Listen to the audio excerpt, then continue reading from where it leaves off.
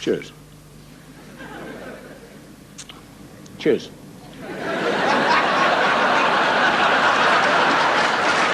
Cheers.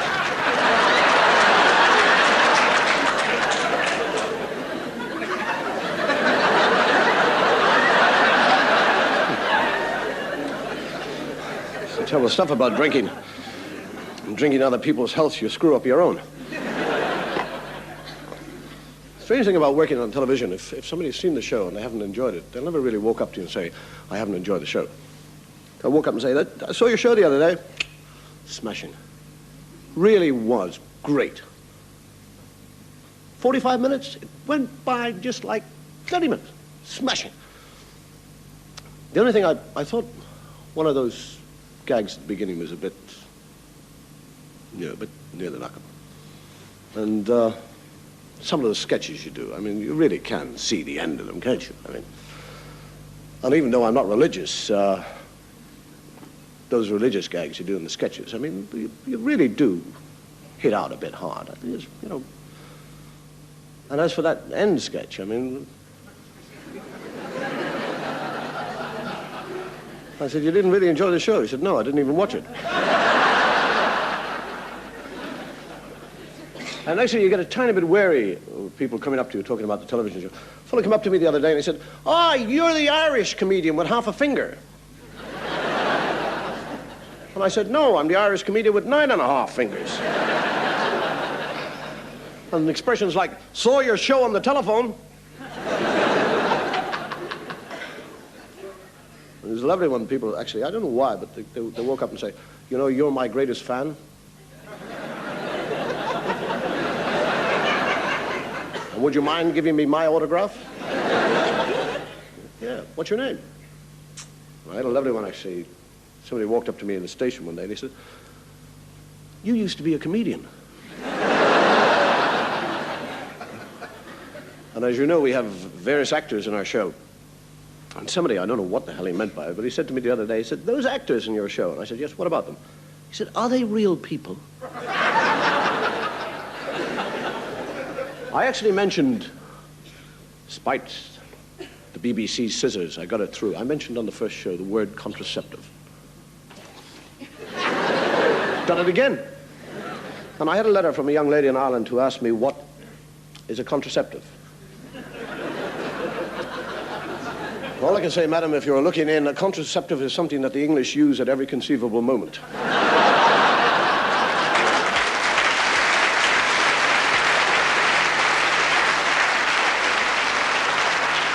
Actually, the best form of oral contraceptive is the word no.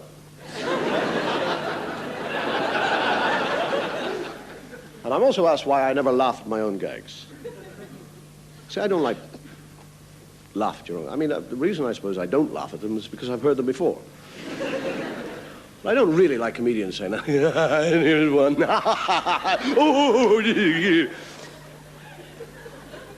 But if I can think of one I don't know, I'll tell you it.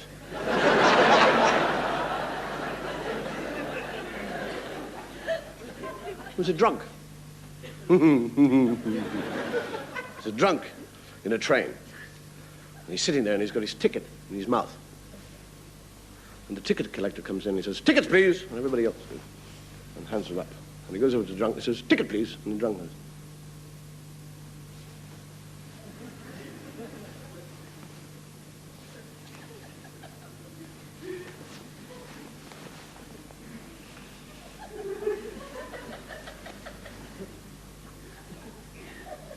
Ticket collector said, "It's in your mouth."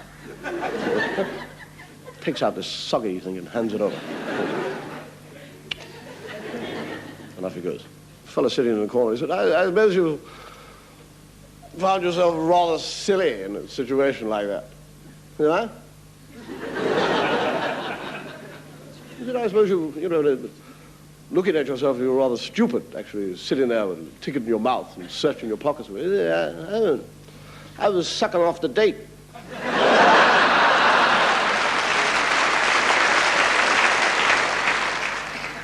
A little bit of poetry.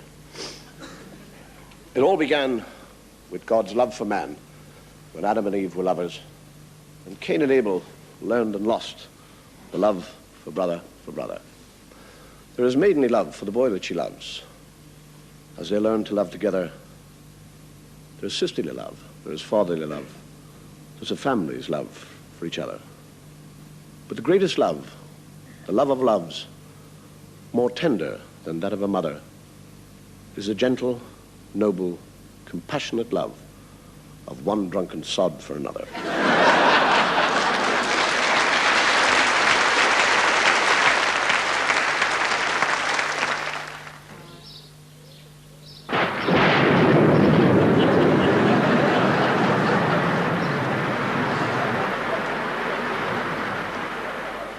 Right, Mr. Brown, I'd just like you to read, please, the letters on the board. G-N-V-U-B-P-Y-L-H-E.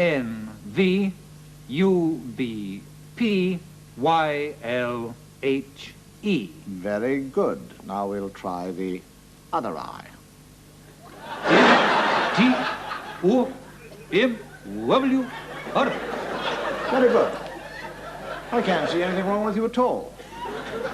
And I will now demonstrate the power of the karate punch. Be careful to position yourself, taking a deep breath, exhaling on the drive, therefore giving more power.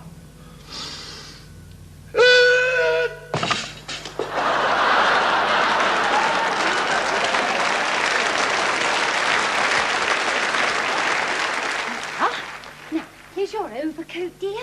It's very cold out, so make sure it's buttoned up. Yes, Mother. Right? No, don't take that off, dear. There's a good boy. We don't want you to get a stiff neck, do we? No, Mother. Now, you're quite sure you're going to be all right, dear? You wouldn't want me to come with you? Mother, I am only going across the road to post a letter. Oh, I know that, dear, but it's a very busy road. Mother, will you realize once and for all that I am a fully grown man? All my life you've treated me like a baby. I am not a baby, I'm an adult.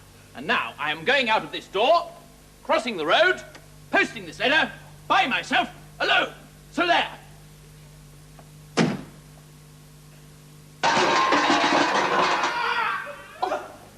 Oh, what happened? Oh, tell Mumsy. I fell down.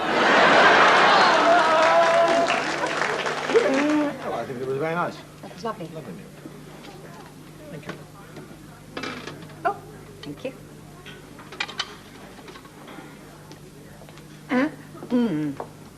Wishbone.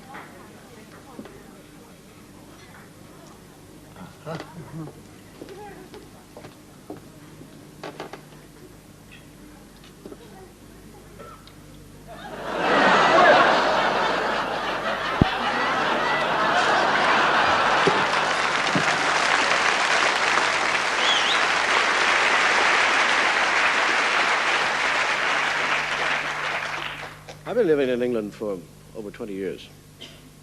The thing that fascinates me is the English language. Because in Ireland we speak Erse or Gaelic, and people ask me, do I speak it? I speak it, but I don't understand it. That's why I speak English. And actually, if I've been traveling around England for many years, and the sound of English is different no matter where I go. For example, if I go to the Midlands around Birmingham, they tend to speak from the back of their throats. It's all yells be rot. Yells a local here about you. Have a couple of brown eyes, well you.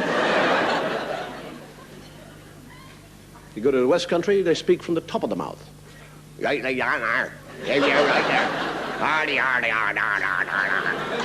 Sounds like they're all constipated. You go to Liverpool and places like that, it's all in the nose. It's all like that. You all right, Tang? You all right, Tang? We'll have a couple of jams, won't we? They don't have to speak like that. All they got to do is go, hello, how are you?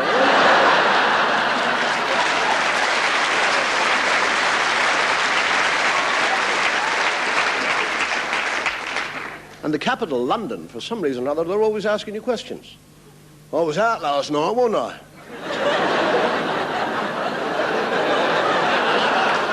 I was out with my bird last night, wasn't I? We had a couple of beers, didn't we? I don't bloody know. How the hell do I know? Well, have you listened to the supposed upper classes? I know. I live in your house and I come out here in Charlie. We have a lorry house. And you agree? Sounds like his tongue's got a hernia. English is a stunning language. You think about it, you don't go for a drive in your car, you go for a run in your car.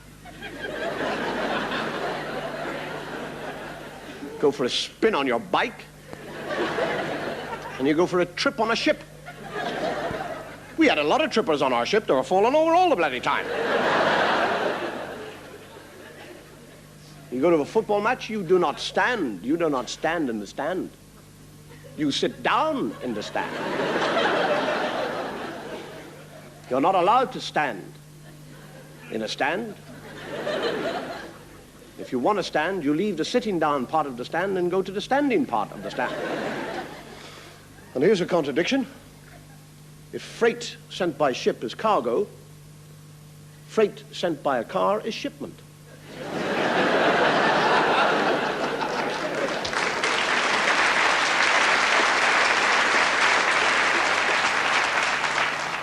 And if you're a professional man, there are various words to describe your removal from your job. For example, if you're an officer, you're cashiered. If you're a doctor, you're struck off. If you're a barrister, you're debarred. And if you're a priest, you're unfrocked. And I'm not surprised if you wear clothes like that. But if you take it a bit further, is an electrician delighted?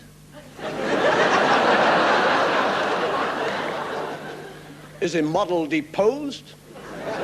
A jockey dismounted? Secret agents despised? Office clerks defiled? Magicians disillusioned? An MP would be dismembered?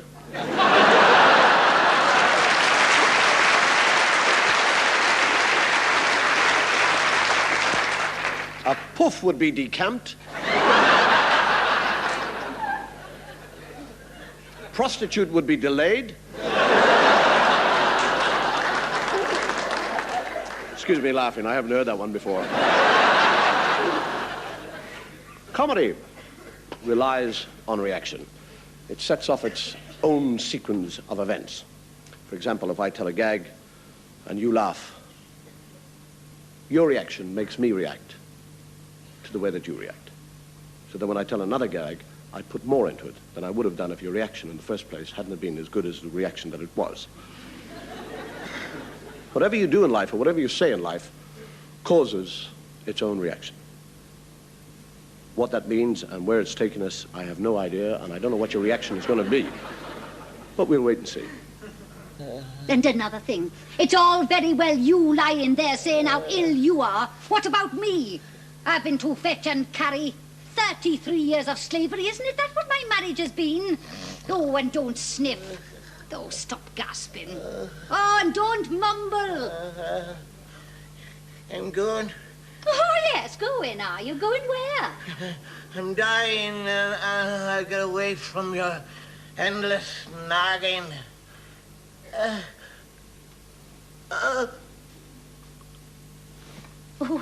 Oh, no, you don't. You don't get away that easy. Oh, I've been ready for this. Oh, you little so-and-so sneaking off like that. Oh, 10 seconds, that's all it'll take, and then we'll be meeting up again. Oh. I'm feeling much better now. Sneaky, conniving little... Say goodbye.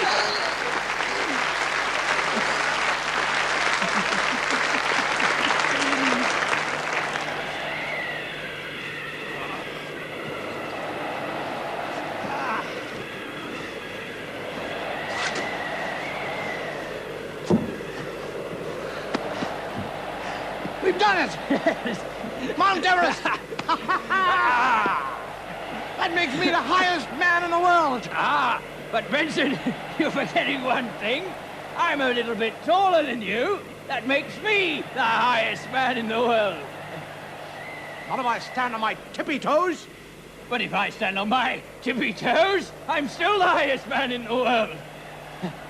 But if I jump up and down, that makes me the highest man in the world. Some of the time. But if I jump up and down, that makes me the highest man in the world all of the time.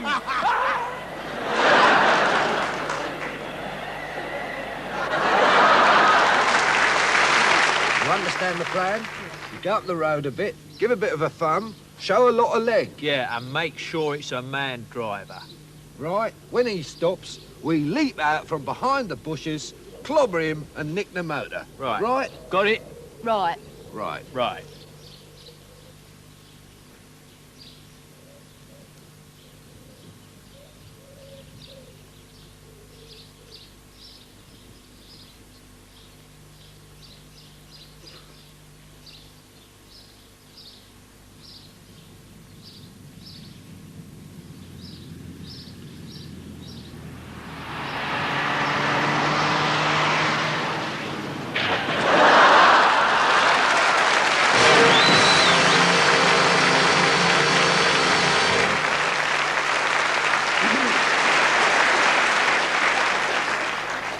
You know that there is a very rare frog in Rhodesia which is in danger of becoming extinct.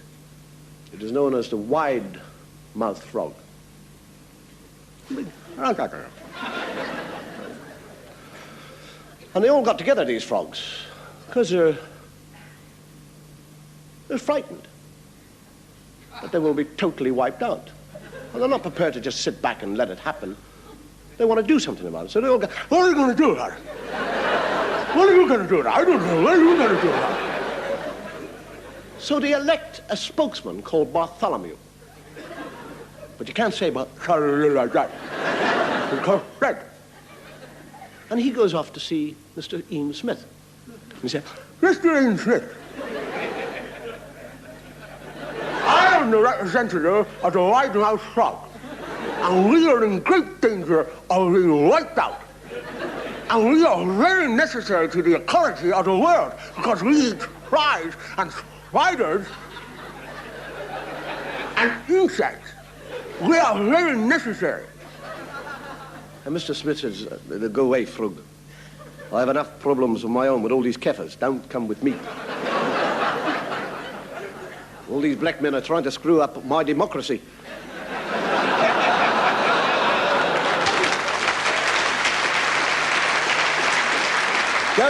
Go see the Minister of the Environment. So off he goes. Minister of the Environment.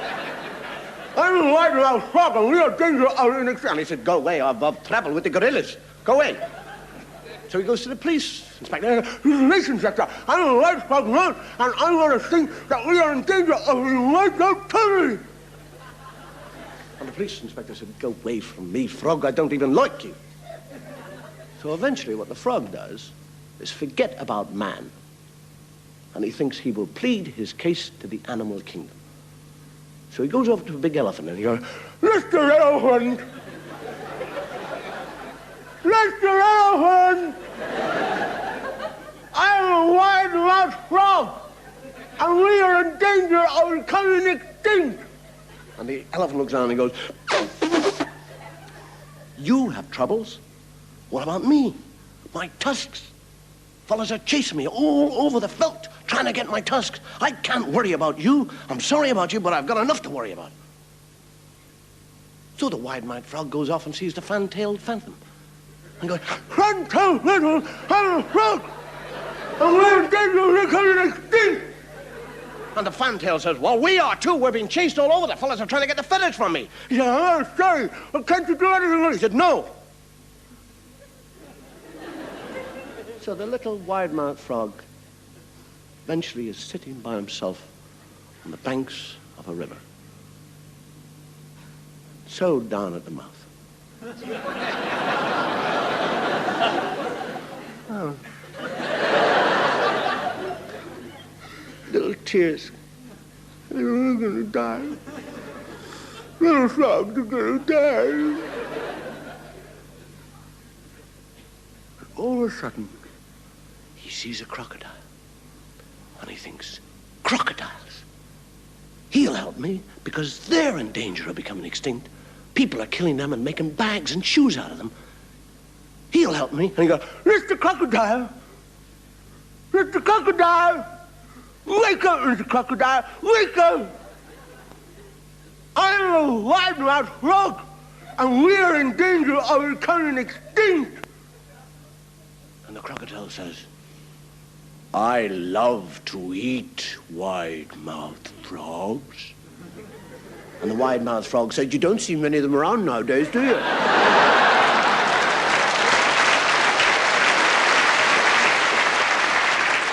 A legend is something that starts as a truth, and then because of gradual telling and retelling, changes completely.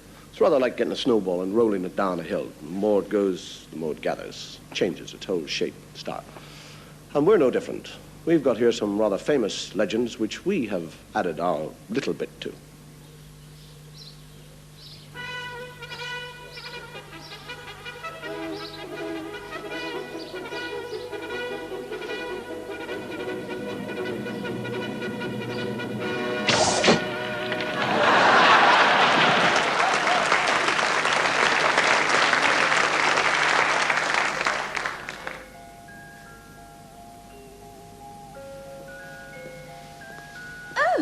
Hello, a little frog. Oh, hello, princess. You speak. Yes, of course. Hey, kiss me. Kiss a frog?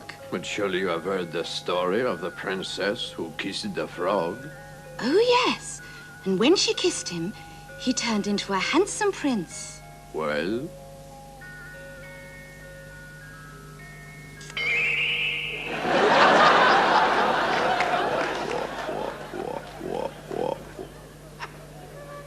Romeo, Romeo, wherefore art thou, Romeo? Yeah!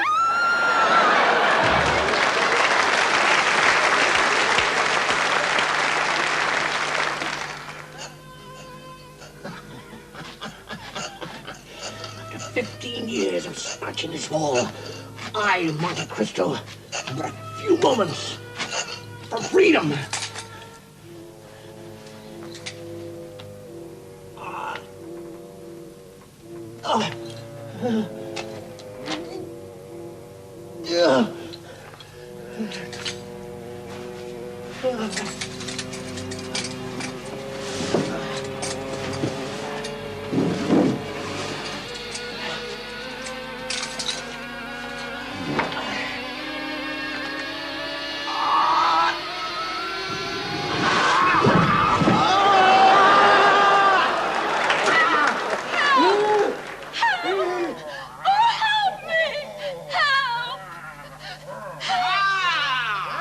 Once more, I must kill the wicked dragon and save the pretty damsel.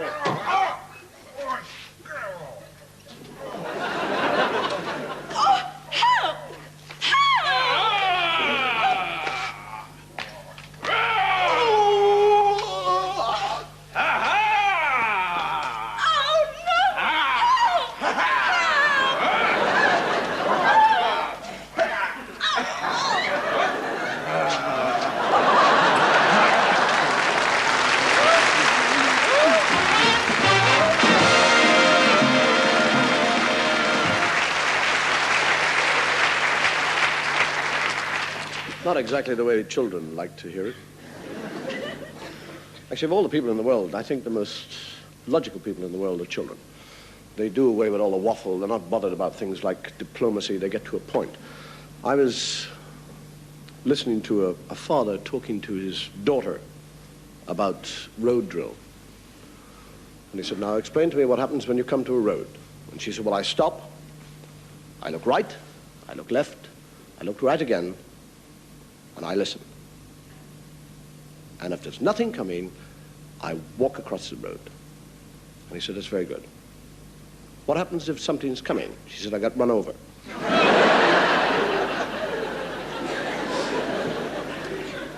And I was in Wales recently, and a woman was telling me this. She had a little boy of 3.5 years of age, and he didn't like hot boiled milk. But his mother insisted that he drank it. So what he would do when it was boiling, when it was in the pot, not quite boiling, but just warming up, he used to get his little plastic cup and he'd dip it in and drink as much as he could while it was kind of lukish warm.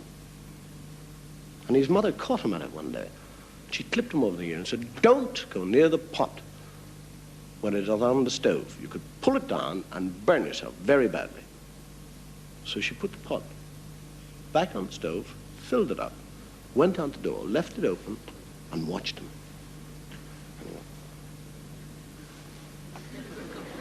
And he got his little plastic cup, he went over to the pot, and he's going... And he sees that he's drank too much, and then he says, "Please God, if Mummy finds out I've been drinking the milk, she'll beat me. Please fill it up again." And at that moment, it started to boil. And over it came over the edge. And he goes, "No, that's too much, God."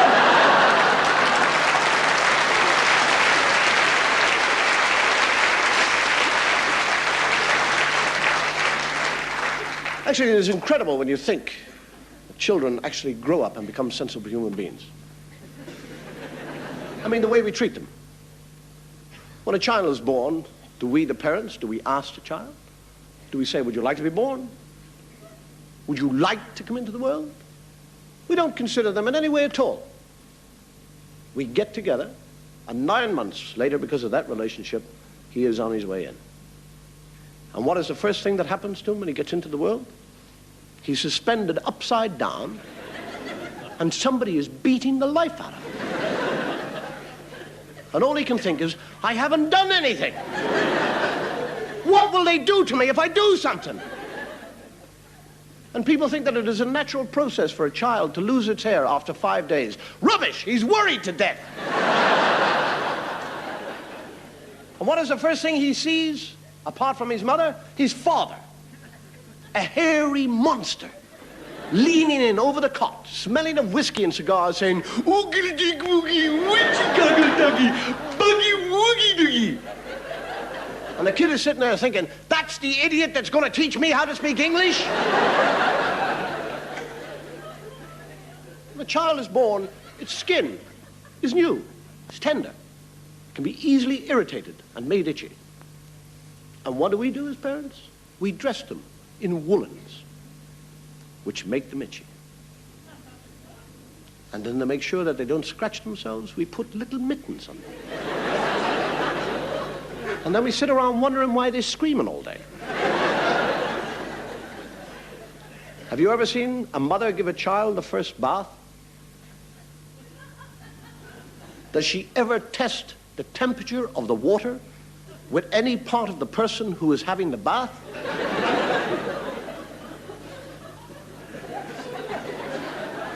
She tests it with her elbow, which has been knocking around for years. Old, gnarled, weather-beaten skin. His is brand new.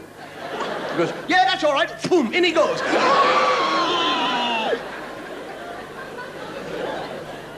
And she says, "He loves it. He's splashing. He's drowning."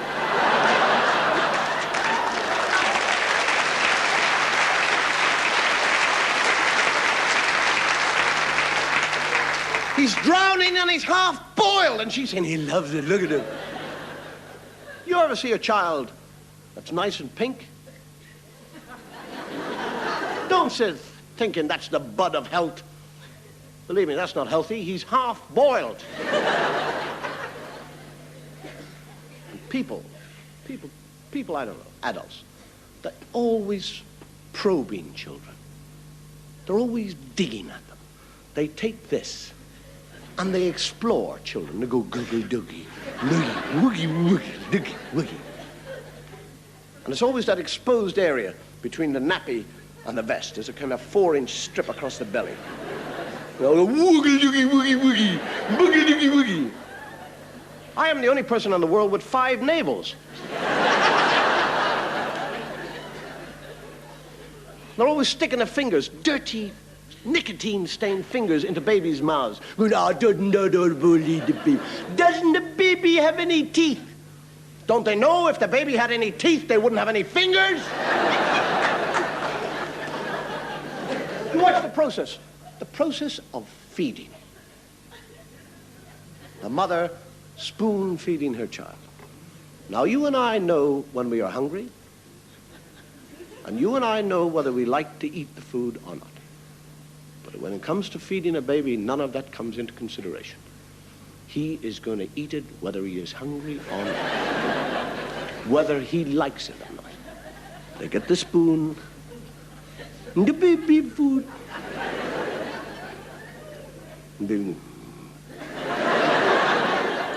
So they trick the child into opening his mouth. They say, "Dada," and he goes, "Dada."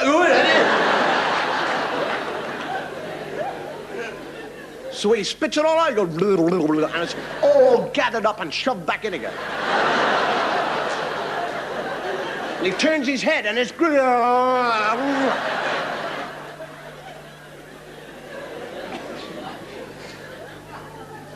Not only are they... When they're finished feeding the child, they pick it up and they proceed to thump the back of it. Boom, boom, boom, boom. And the baby soon learns that the only way to stop them hitting him is to go, And actually, if he's a clever baby and he does a big enough belch, he can bring out all that rubbish at the same time.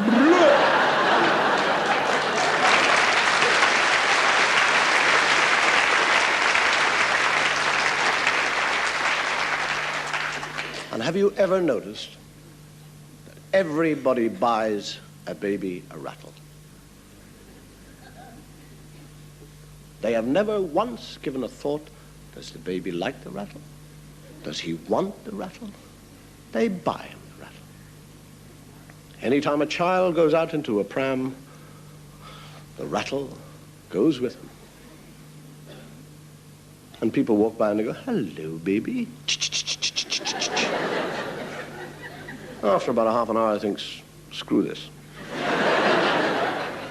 Does the only sensible thing he can do with it, he gets rid of it.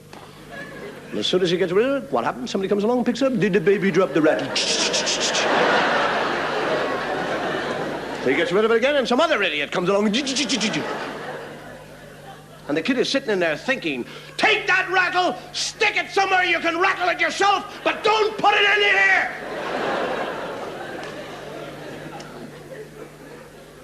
And then there's all the process of teaching a child how to speak. Dada. Dada. Mama. Mama. Baba. Baba. Walkies. Walkies. As soon as you learn to walk, what happens? They stick you in a playpen to keep you out of trouble. To them, it is a playpen. To you, the child, it is Alcatraz. And the child is sitting there, banging the floor with a little plastic spade, and they say, he's enjoying himself. He's trying to dig a tunnel out.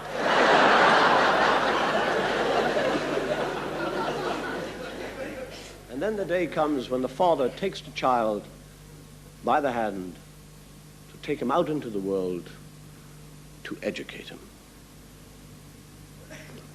That is a bow wow. Bow wow. Da-da bow wow. Moo moo. Moo moo. Choo choo puff puff. Choo choo puff puff. Baba lam. Moo moo beep beep. The kid is 3.5 years of age. He walks into his father and said, Dada, Baba saw Bow Wow chase Moo Moo. At which point the father strikes him. It is not a Moo Moo or a Bow Wow or a Chuff Chuff. It is a dog. It is a cow. It is a motor car and a train. At your age.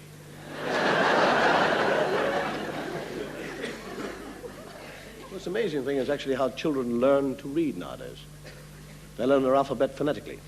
I say to my daughter, do your alphabet, and she goes, abacada, abacada, no, uma. I thought I had an idiot in the house.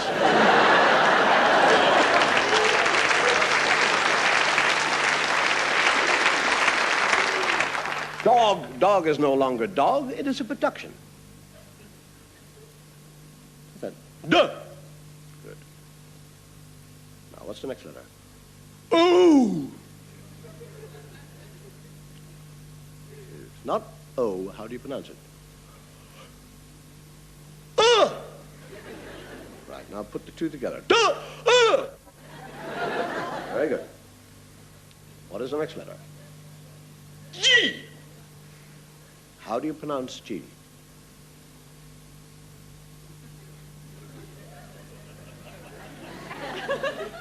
G. Not G. It is not G. What is the other pronunciation of G? G. Very good. Now put D-O-G together. Duh! Duh! Duh! Duh! Dodger! That's a dodger! Not J. What is the other pronunciation? G! Right, now try it. Dog! Dog! Dog! Dog! Daddy! Bow wow!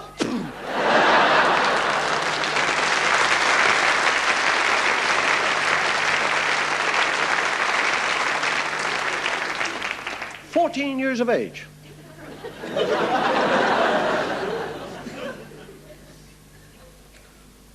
And the incredible thing is when we totally confuse our children, we begin to terrify them. We tell them that if they are not good, and if they do not behave, the bogeyman, the nasty bogeyman will come along and take them away. The wicked dwarf will creep into the bedroom at night and stuff them into his black sack and take them down into his underground caverns. The witch will fly in, snuffle him up and take him to the forest and turn him into a gingerbread man.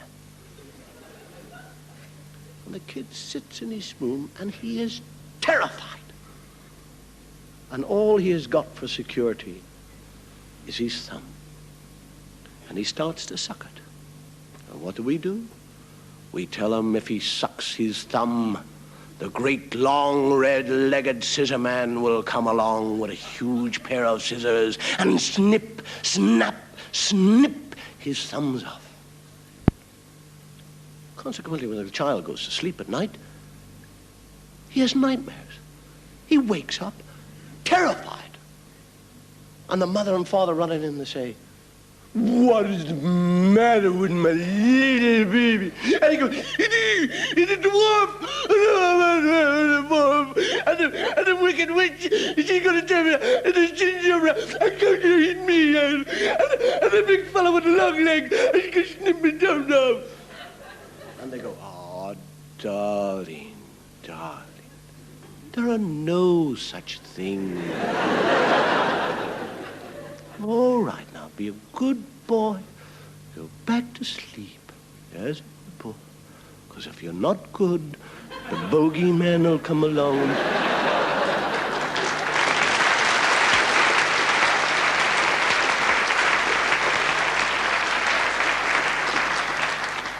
I suppose that's how we get prime ministers, really, isn't it? I've got to go in a few minutes anyway. The show's about over. You might say it's time for Davy Wavy to go bye-byes.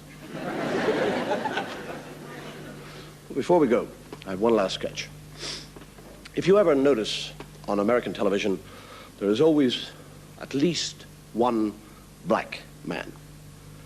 And this is because the American Television Charter insists that minority groups are represented. And I suppose the same thing will happen here. But why stop at the compulsory black man? Why should not every race be represented? Can you imagine what the final scene of Hamlet would look like? Indeed, the king is drinking now to Hamlet. Come, begin, and you, the judges, bear a wary eye. Thank you. Come, sir! I will be after having you. Thus I'll avenge the wretched wrongs that you have done me with my lapia. Oh, Stay, and let me please to be drinking. Hamlet, this pearl is extremely thine. Here's to thy health. Please be giving him the cup. Indeed, but sure, I'll be after finishing this bout first. Put it by, and later I will drink it all, and all. The Queen carouses the fortune, Hamlet, my boy. Please not to be drinking now. But I will, my lord. What for should I not be drinking already? Oh, have I a husband? So now I cannot be drinking from my own son's cup. Shalom, my boy. Why so wan and pale? My God, it is the poison drink.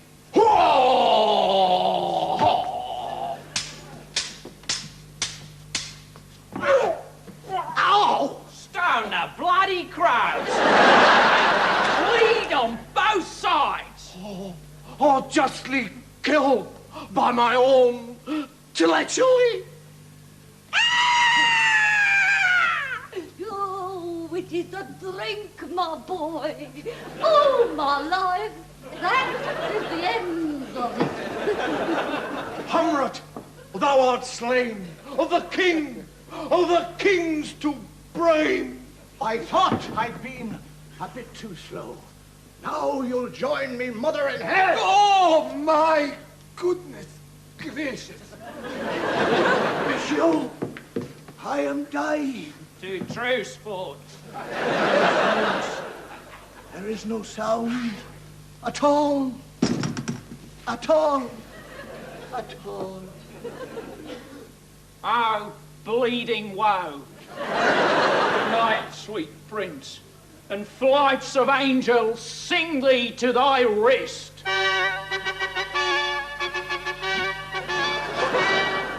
Hello there. I is the English ambassador. Oh, my God. We come too late. Anyways, Rosencrantz and Guildenstern, they're dead. And this here is Fortinbras of Norway.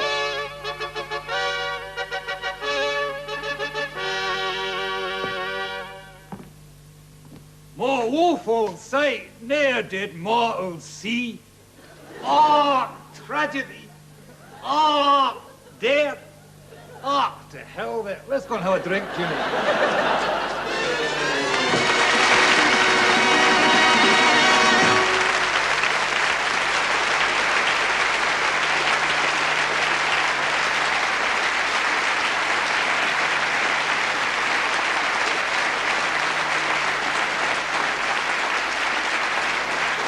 Good night. Thank you.